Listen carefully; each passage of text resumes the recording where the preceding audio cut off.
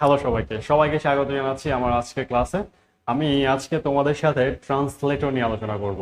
তো ট্রান্সলেটর বা অনুবাদক জিনিসটা কি আসলে? ট্রান্সলেটর বা অনুবাদক ব্যবহার করা হয় আমরা যে 5টা প্রোগ্রামিং ল্যাঙ্গুয়েজ পড়ছি সেই 5টা প্রোগ্রামিং ল্যাঙ্গুয়েজকে অনুবাদ করার জন্য। এর মধ্যে বলে রাখা ভালো যে 1 নম্বর যে ল্যাঙ্গুয়েজটা আছে মানে মেশিন ল্যাঙ্গুয়েজ বা ফার্স্ট জেনারেশন ল্যাঙ্গুয়েজ, সেই ফার্স্ট জেনারেশন ল্যাঙ্গুয়েজকে কিন্তু অনুবাদ করার প্রয়োজন পড়ে না, কারণ সে নিজেই মেশিন ভাষা।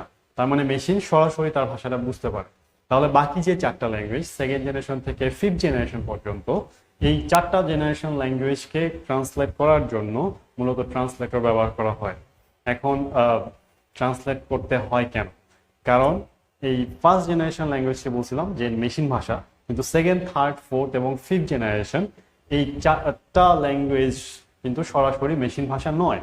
তাহলে সরাসরি মেশিন ভাষা না হলে তাদেরকে বা মেশিনকে বোঝানোর জন্য কিন্তু একটা মাধ্যম প্রয়োজন পড়ে।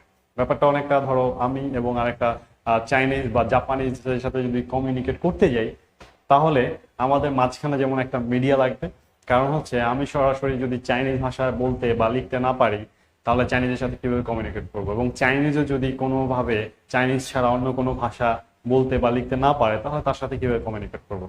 তো মাধ্যম হিসেবে এমন কাউকে আসতে হবে যে আমাদের দুজনের ভাষাকে ট্রান্সলেট করে দিতে পারে, যাকে আমরা বলি মাধ্যম বা মিডিয়া বা ট্রান্সলেটর, যে একই সাথে বাংলা এবং চাইনিজ দুটোই পারবে।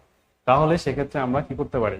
আমি যখন চাইনিজকে বলবো কোনো কিছু, আমাদের ট্রান্সলেটর সে মূলত বা দোভাষী যাকে বলি, সে মূলত বাংলা থেকে চাইনিজে ট্রান্সলেট করে চাইনিজকে বুঝাবে। আবার চাইনিজ যখন রিপ্লাই দিবে সে কিন্তু আমাদেরকে আবার উল্টাটা করবে, তার মানে চাইনিজ থেকে বাংলাতে কনভার্ট করে আমাকে বলবে। ঠিক সেম কাজটা মূলত মানুষের সাথে বা প্রোগ্রামিং ল্যাঙ্গুয়েজের সাথে কম্পিউটার করে থাকে। আমরা প্রোগ্রামিং ল্যাঙ্গুয়েজ মূলত যেটা লিখি সেগুলো মূলত বেশিরভাগ ক্ষেত্রে ইংলিশ ভাষাতে হয় বা ইংলিশ শব্দ দিয়ে লিখি, যে ইংলিশ শব্দগুলো কিন্তু সরাসরি কম্পিউটার বুঝতে পারে না, যে কারণে ট্রান্সলেটরের সহযোগিতা নেই। এই ট্রান্সলেটর যে কাজটা করে আমাদের ইংলিশ ভাষার প্রোগ্রামটাকে, সেটাকে কম্পিউটারকে বা মেশিনকে মেশিন ভাষায় বুঝায়, মানে 0 আর 1 দিয়ে, এবং পরবর্তীতে সে যখন কম্পিউটার কোনো একটা রিপ্লাই দেয় 0 আর 1-এর মাধ্যমে, ট্রান্সলেটর মূলত সেটাকে আবার আমাদের ভাষায় কনভার্ট করে আমাদেরকে শো করে। তো এটাই মূলত ট্রান্সলেটরের কাজ। তো ট্রান্সলেটর কিরকম হয়? ট্রান্সলেটর মূলত 3 ধরনের হয়। 1 নম্বর হচ্ছে অ্যাসেম্বলার, 2 নম্বর হচ্ছে কম্পাইলার, 3 নম্বর হচ্ছে ইন্টারপ্রিটার।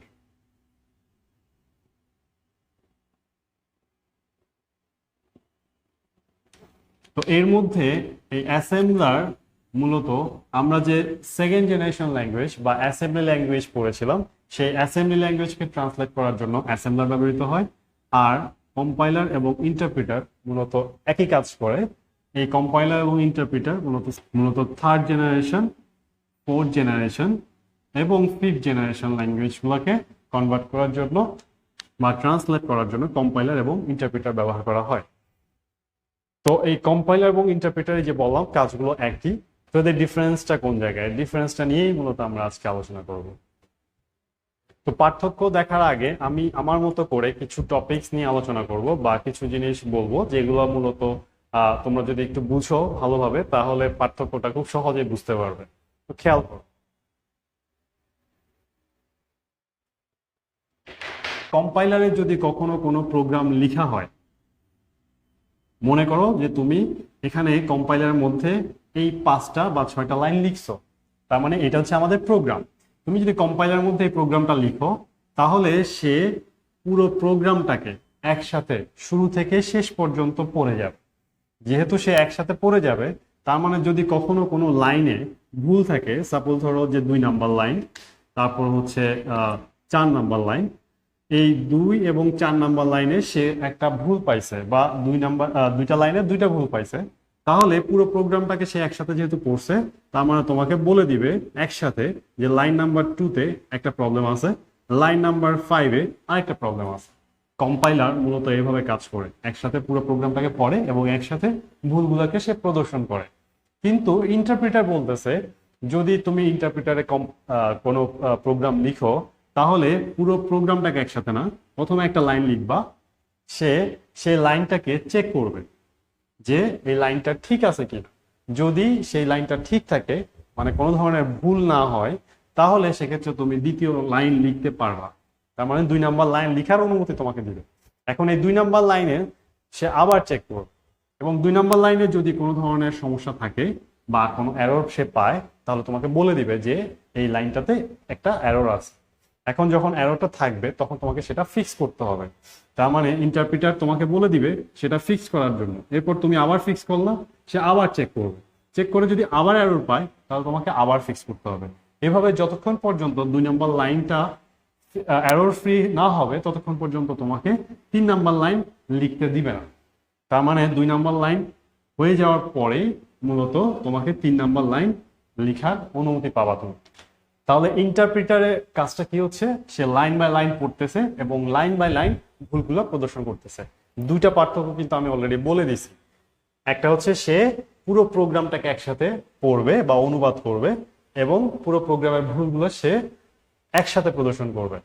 আর ইন্টারপ্রিটার বলতেছে প্রোগ্রামগুলোকে সে লাইন বাই লাইন পড়বে এবং প্রোগ্রামের ভুলগুলোও সে লাইন বাই লাইন প্রদর্শন করবে। দেখো, প্রথম যে পার্থক্যটা, সম্পূর্ণ প্রোগ্রামটাকে সে একসাথে অনুবাদ করবে, আর এখানে লাইন বাই লাইন অনুবাদ করবে।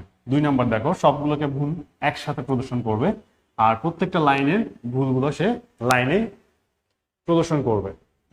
এই দুইটা পার্থক্য যারা বুঝছো তারা 3 নাম্বার পার্থক্যটা খুব সহজে মনে রাখতে পারবে। কারণ 3 নাম্বার পার্থক্য যেটা বলা হচ্ছে সেটা হচ্ছে আমাদের খুবই একটা বেসিক নলেজ। যেমন তোমাকে পরীক্ষার হলে যদি তোমাকে কোশ্চেন দেয় 7টা বা 8টা, তোমরা সৃজনশীল কোশ্চেন যখন 8টা তোমাদেরকে আনসার করতে বলা হয়, তোমাকে কিন্তু কখনো বলে দেওয়া হয় না যে তুমি 1 নাম্বারের পর 5 নাম্বার আনসার করতে হবে, বা 1 নাম্বারের পর 2 নাম্বার আনসার করতে হবে, 2 নাম্বারের পর 3 নাম্বার আনসার করতে হবে, 3 নাম্বার আনসার না করলে 4 নাম্বার আনসার করতে পারবে না। এই ধরনের কোনো কন্ডিশন তোমাকে দেওয়া হয় না, যাতে তুমি তোমার ইচ্ছে মতো আনসার করতে পারো। তো তাতে কি হয়, তাতে হচ্ছে তোমার মনে হইলো তুমি 1 নাম্বারটা ভালো পারো, 1 নাম্বারটা আগে আনসার করলা, 5 নাম্বারটা আরো ভালো পারো, তাহলে 1 নাম্বারের পর 5 নাম্বারটা আনসার করলা, তারপর মনে হলো তুমি 4 নাম্বারটা আনসার করবা। তাহলে তুমি তুমি যেভাবে পারো সেভাবে তুমি আনসার করে যাচ্ছ। কিন্তু তোমাকে যদি কন্ডিশন দিয়ে দিতাম যে সিকোয়েন্স মেনটেন করতে হবে, তাহলে তুমি 1 নাম্বার পারো, 2 নাম্বার পারো না, তাহলে 2 নাম্বার যতক্ষণ তোমার মনে না আসবে ততক্ষণ কিন্তু কিন্তু 2 নাম্বার এই জায়গাটায় তুমি আটকায় থাকবা। মানে এটা লিখা না পর্যন্ত তুমি 3 নাম্বার আনসার করতে পারবে না। 3 নাম্বার, 4 নাম্বার, 5 নাম্বার পারলেও তুমি অ্যাকচুয়ালি 2 নাম্বারে আটকে থাকতে হচ্ছে। তো ইন্টারপ্রিটারের প্রবলেমটাও একই রকম। তাহলে এখন তুমি খুব সহজে বুঝতে পারতেছো যে কম্পাইলারে যদি প্রোগ্রাম করতে দেয় তাহলে তুমি কোনো একটা জায়গায় যদি আটকেও যাও তাতে কোনো সমস্যা নাই, তোমার দেখা গেছে পুরো প্রোগ্রাম করার পরে তোমার মনে আসতে পারে। কিন্তু ইন্টারপ্রিটারে যদি কোনো একটা লাইনে আটকে যাও তাহলে তোমাকে সারাদিন সেই জায়গায় আটকে থাকতে হবে। তুমি কোনোভাবে তারপরের জিনিসগুলো পারলে বা জানলেও তোমাকে লেখার কোনো সুযোগ নেই। তার মানে এই ইন্টারপ্রিটারে তোমার প্রোগ্রাম করার জন্য বা অনুবাদ করার জন্য প্রচুর টাইমের প্রয়োজন পড়ে, যেটা কম্পাইলার অনেক কম সময়। 3 নাম্বার পার্থক্যটা সেটা লিখছে, প্রোগ্রাম নির্বাহের জন্য কম সময় প্রয়োজন পড়ে, আর অপরদিকে ইন্টারপ্রিটারে প্রোগ্রাম নির্বাহের জন্য বেশি সময় প্রয়োজন পড়ে। তো এই 3টা পার্থক্য যদি তুমি জানো বা বুঝো তাহলে 4 নাম্বার পার্থক্যটাও তুমি খুব সহজেই বুঝতে পারবা। কিভাবে? দেখো, 4 নাম্বার পার্থক্য বলতেছে ডিবাগিং এবং টেস্টিং এর ক্ষেত্রে ধীর গতি সম্পন্ন। এখন ডিবাগিং আর টেস্টিং জিনিসটা কি? টেস্ট বলতে তো আমরা যেটা বুঝি সেটাই, মানে কোনো কিছু যে কাজের জন্য তৈরি করছি সেটা সেভাবে কাজ করাটাকেই বলা হচ্ছে যে টেস্ট করা। আর ডিবাগিং, এই ডিবাগিং শব্দটা তোমাদের জন্য নতুন। এই ডিবাগ মূলত এই শব্দটা DEBUG, এর মধ্যে এই বাগ শব্দটাকে বলা হচ্ছে ভুল, আর ডিবাগ মানে হচ্ছে ভুল সংশোধন করা। আর এই ডিবাগটা শব্দটা হচ্ছে, একটু বলে নেই, এটা হচ্ছে গ্রিক শব্দ। এই বাগ শব্দটা মূলত হচ্ছে পোকা, আর ডিবাগটা হচ্ছে পোকা বাছা। এটা মূলত একটা ঘটনা থেকে উৎপত্তি হয়েছে ডিবাগ শব্দটা। তো আমি ওদিকে না যাচ্ছি না। এই ডিবাগ মূলত করা হয় প্রোগ্রামের মধ্যে কোনো ধরনের ভুল আছে কিনা সেটা খুঁজে বের করার জন্য। তাহলে কম্পাইলারের মধ্যে যদি আমরা ডিবাগ করতে যাই, মানে ভুল খুঁজতে যাই, তাহলে স্বাভাবিকভাবে আমরা জানি যে সেটাতে সময় বেশি লাগবে, কারণ পুরো প্রোগ্রামটা সে একসাথে পড়বে, যে কারণে তার পুরো প্রোগ্রামের ভুলগুলো যদি থাকে তাহলে সময়টা বেশি লাগবে। সেটাই বলা হয়েছে ডিবাগিং এবং টেস্টিং এর ক্ষেত্রে কম্পাইলার ধীর গতি সম্পন্ন। আর অন্যদিকে ইন্টারপ্রিটারে যেহেতু অলরেডি সে প্রত্যেকটা লাইন চেক করে করে যাচ্ছে, তার মানে ইন্টারপ্রিটারে যদি ডিবাগিং এবং টেস্টিং করা হয় সেটা অনেক বেশি দ্রুত গতি সম্পন্ন, অনেক বেশি ফাস্ট কাজ করবে, স্বাভাবিক। তো আশা করা যায় যে তোমরা এই চারটা পার্থক্য বুঝতে পারছো। চারটা পার্থক্য কিন্তু মূল জিনিস, চারটা পার্থক্য হচ্ছে মূল পার্থক্য, যে পার্থক্যগুলো আমি এতক্ষণ পর্যন্ত ডেসক্রাইব করছি। আর যে দুইটা পার্থক্য দেখতেছো সেই দুইটা পার্থক্য হচ্ছে তোমার মনে রাখার মতো, মানে হচ্ছে অনেকটা মুখস্থ বিদ্যার মতো, বা জানতেই হবে এই টাইপের কাজ করার জন্য। মানে কম্পাইলারে যদি তুমি কাজ করতে যাও তাহলে সেক্ষেত্রে তোমার প্রধান মেমোরিতে বেশি জায়গা প্রয়োজন পড়ে, আর ইন্টারপ্রিটারে যদি তুমি কাজ করো তাহলে প্রধান মেমোরিতে কম জায়গা প্রয়োজন পড়বে।